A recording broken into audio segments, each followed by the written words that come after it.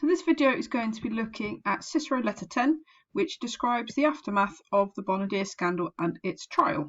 So this is going to be quite a complicated little source, I'm afraid. But just to recap before we start looking at the source about the Bona Dea scandal. So the actual scandal itself is not particularly important for us. It's actually this trial that comes afterwards that this letter talks through. So Clodius was a young man. He was found to have infiltrated the Bona Dea festival, which was being held at the house of the Pontifex Maximus. I remember the Pontifex Maximus at this point is Julius Caesar. Now he was arrested. He was well, not arrested, but like sort of captured, I guess. He was dressed in women's clothes, and his motives for being there are rumoured, but essentially it was probably to have an affair with somebody in the house. After the scandal, Caesar then divorces his wife, because obviously as head of the Roman religion, he has to be seen to being, the most kind of religious and sticking to the laws to do with religion as much as he could. And because it was an all-woman festival, he wasn't there, but his wife was. So it's his wife's responsibility that this man was able to infiltrate it. So therefore, Caesar had then had to divorce his wife for not following the procedures properly. Fine. So then Clodius is brought to trial. So he's basically been brought to trial for for blasphemy, to be completely honest. It's called incestium, I think, in Latin, but it means blasphemy, for going against the gods. So he goes on trial, and he's actually found not guilty. Now, this is despite the fact that he was, caught on the site. He gives an alibi, and the alibi is torn apart in the trial, but despite the fact that it happened, he was then still found not guilty. So this letter from Cicero is basically going to talk us through the reasons why he was found not guilty. Now, I should point out that Cicero did not take a particularly active role in the prosecution of Clodius. He was part of the prosecution team, but he was not the lead lawyer on this. The lead lawyer was this guy down here, Hortensius. Sorry, got there eventually. Okay, so he was the guy in charge. Now, Cicero was criticised at the trial and after the trial for not taking part in the lead role. Everyone knew that Cicero was the best lawyer in Rome. That's his reputation anyway. So there was this question of why didn't he take part in it? Why was he taking such a secondary role? So there is an element of his letter of trying to kind of distance himself from the failure of the trial. He's trying to show this, not because he wasn't involved, it was because Hortensius made the wrong decisions, and there were other factors as well. So that just gives you like an overview of what's going to happen in this particular speech. So he points out at the very beginning that the trial for it to turn out so contrary to everyone's expectations. Everybody knew Clodius was guilty. Like I said, he was caught at the scene, but obviously he was then found not guilty. So he's like, I'm going to explain to you why this happened. In fact, he even says, if I didn't highlight it, I took less than my usual place in the fray. I'll do it grey. So that's showing that Cicero was not involved in the prosecution particularly. So he's also sort of saying, it wasn't my fault because I didn't take part in this. Now, Cicero, after the Catiline conspiracy, often saw himself as the head of the Optimates and sort of defending the Senate. So this is quite a nice quote to kind of show what Cicero viewed of himself. Nothing to do with the trial, to be completely honest, but that's his view of his role in the Republic at this particular point. I should also point out that Cicero was also aiming to unite the orders, whatever that means, bringing together the different social groups in Rome as part of his Father of the Fatherland life, I guess. Anyway, nothing to do with the trial, I just thought I'd point it out, which is why he's talking about the Senate. So we have a little, I won't read it word for word in the letter because he goes off on varying rants, but basically in the lead up to the trial, Clodius had partaken himself to speech making at meetings and used my name to stir up ill feelings. Remember, obviously Cicero was criticised for what happened after the Catiline conspiracy with the execution of the conspirators. So Clodius was playing on this. We have quite a nice quote here about the use of rhetoric by politicians to sort of try and get their own way. So then Cicero stands up and gives another speech in reply, which is what this bit here is talking about, but there's no particularly good quotes for it, so we can ignore that. Then we have one of the reasons why the trial goes wrong. So Hortensius, I know I said his name like 3 different ways now, conceived the idea of getting Fufius, brilliant name, to propose a law on the sacrilege differing from the consular bill only in respect to the constitution of the jury. Right, so this is part of the reason why things go wrong. So in part, to set up a trial, you obviously have to select a jury. Now, this in this case was being done through a consular bill, so in the Senate. Well, not in the Senate, but like discussed in the Senate. So basically they would decide who would be on the jury in one of these bills. So Hortensius then changes his mind on this bill.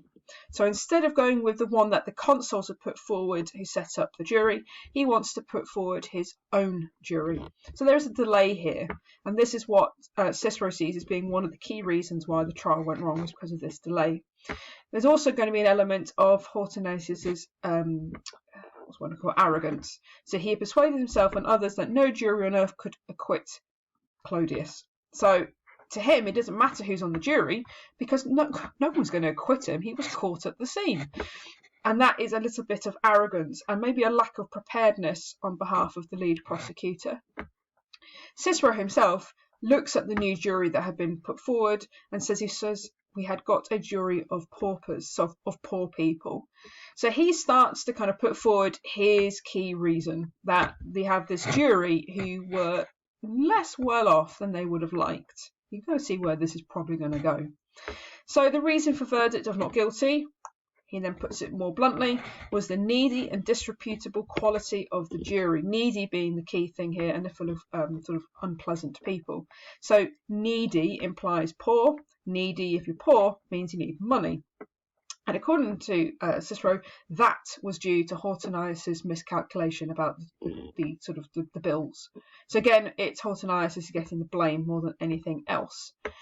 So he kept sort of pushing through his bill, trying to rush to court. So there's a bit of a delay initially, then he kind of pushes it through and gets to court too fast. And according to Cicero, he failed to see how much better it would have been to leave Clodius under the stigma of an impending trial.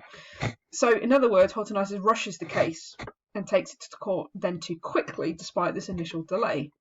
There's also quite an interesting method here that doesn't come up in many places about the use of criminal trials to sort of stop politicians advancing. So Cicero basically argues that they should have just left Clodius waiting for his trial, because if he was under trial he wouldn't have been able to run for any elections.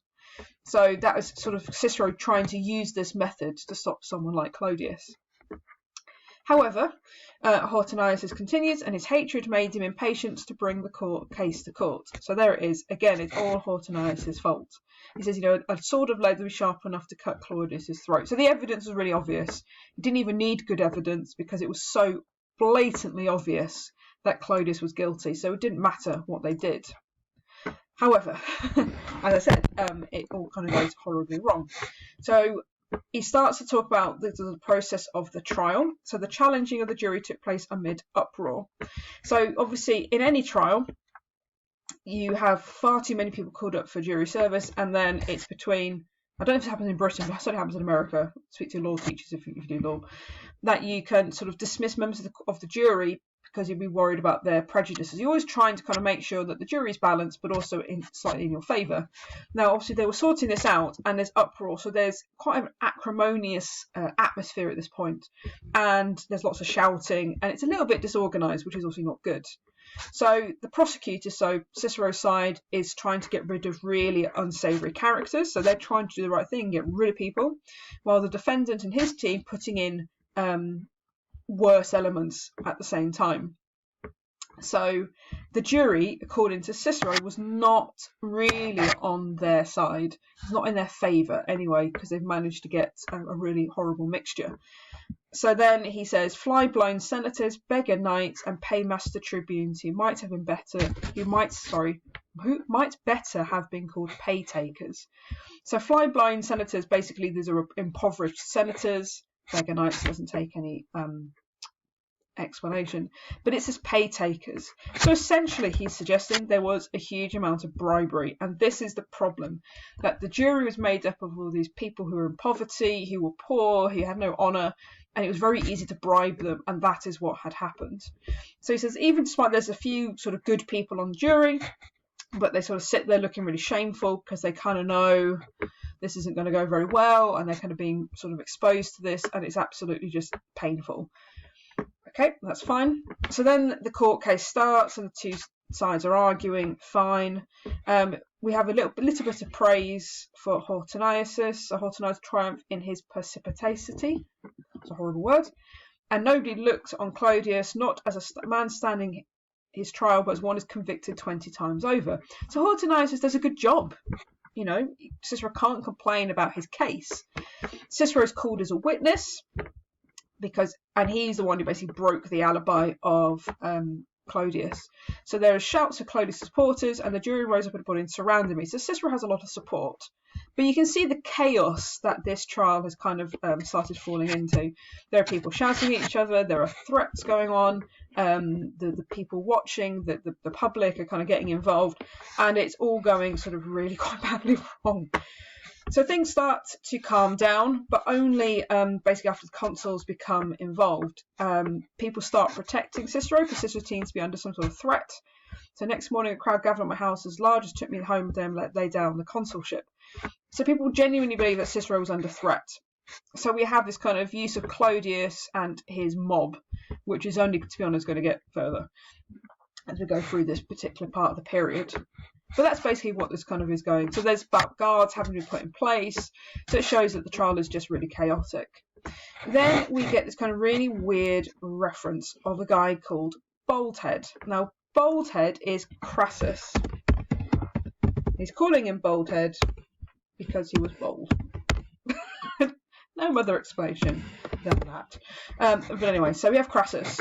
And according to Cicero, Crassus settled the whole business. So this is basically an accusation by Cicero that Crassus is the one who bribed the jury. So called them to his house, made promises, backed bills, or paid cash hands down.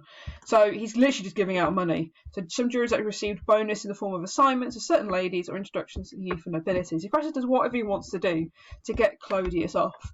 Why does he want to get Clodius off? Difficult to tell. He obviously saw something in him. Who knows? But Crassus was very wealthy, so he's the guy to go to if you want to make sure that people, you know, have money in varying different ways. So there's widespread bribery, and basically they have this jury. And 31, on the other hand, light purses mattered more than light reputations. So the majority of the jury is bribed, and therefore they find Clodius not guilty. So that is the big reason, according to Cicero. So there's been a number of different things going on here. So if I scroll back up again, we'll just make sure we've kind of made sure what was going on. So we have Hortonius's bad decision about the jury. We then have him rushing to trial, and he was being impatient and therefore was unprepared. We then have the fact that the jury itself was made up of what's seen as poor people, or poor reputation at very least. And then there's chaos, and then there's a load of bribery. So none of this is Cicero's fault, you've noticed. Just because he wasn't involved, not his fault. Everything else around it went wrong. So as a result, we then get Cicero kind of summarising some of the problems that come afterwards. So he starts to talk about the Republic has slipped through our fingers in its own trial. So the Republic has been harmed because this guy was blatantly guilty and been found not guilty. 30 of the most irresponsible rascals in Rome pocket their bribes, and there's widespread bribery issue. They quite suppose the collapse of religion and good morals, so the Republic has been morally harmed, of the integrity of the courts and authority of the Senate, openly triumphant villainy, and vice would wreak vengeance on the best in our society. So they're sort of suggesting that Clodius and others have kind of hoped that this will be a starting point for the collapse of the Republic. This is definitely a little bit of hyperbole going on here from Cicero. He's exaggerating somewhat, but history will prove him kind of right. But we'll talk about that in the next few weeks. So Cicero then takes it upon himself to kind of buoy up the Senate and sort of ensuring that their sort of reputation is improved. There's a series of speeches against Clodius, against Cicero, in the Senate. So again, we've got this use of rhetoric being mentioned in here. I don't know what that means in English. I'm really sorry about the French sentence. That's the translator for you. And then he sort of talks about there's a Senate meeting. I haven't highlighted a lot of it because it's not particularly exciting, this section. But he sort of makes the point that, Lentulus, I don't know who Lentulus is, been acquitted twice, Catiline twice also, and now a jury had let loose a third enemy upon the state. So that's quite a good sentence in terms of showing how Cicero at least viewed Clodius and his potential harm to the Republic. So then they start arguing in the Senate, which is not particularly interesting. The main exchange is here. So we have Clodius, he says, "How long," cried he, "are we going to put up with this king?" So obviously people were still trying to peddle this idea that Cicero was being a tyrant, even though Cicero was a member of the Senate at this point. This is a couple of years after the after the Catiline conspiracy, but it's, get my dating right, 5 years later, so he's not a tyrant. And then they sort of have a bit of jibing. It's not a particularly exciting bit. I rejoined. One might think he was saying I bought a jury, so it's obviously a bit of a dig at Clodius's trial. In fact, they'd got bribed. They got their money in advance. There's some quite good bribery quotes here, which is why I've picked out of it. So that's fine. So Cicero's position is, with the honest men I stand as I did, so basically with the optimates. My unpopularity has been reduced by a sort of painless bloodletting. So he now believes his reputation is improved after all of this through his speeches, etc. Everyone knows that Clodius was guilty and been found not guilty because of bribery. So his reputation improves. As in Cicero's reputation improves, it wasn't his fault. Outrage, acknowledged, a perfect good case was brought off from the jury. So he's okay. Cicero's position strengthens as a result, according to Cicero. He starts to build this relationship with the Great One. I have no rival in the good graces of our Great One. That's Pompey the Great. So he's building an alliance, possibly with Pompey. However, he does have some criticism of Pompey. This is typical of Cicero. On the one hand, he supports someone. On the other hand, he sort of slacks them off behind their back. Don't phrase it like that in an essay. Our great man, so Pompey, has pushed Aulus' son using neither prestige nor personal influence to get him in. This is quite interesting. This is not Pompey sort of lending his dignitas to Aulus. Instead, provided be a way for a donkey with a load of gold on its back. So essentially what Cicero is suggesting is that Pompey was bribing the voters to ensure this guy here was elected. So again, we've got a really nice kind of bribery quote, and to be distributing agents at his house. So quite literally people distributing the money. So there's lots of rumours going around that it's not just Pompey but others, and there's masses of bribery going in these consular elections.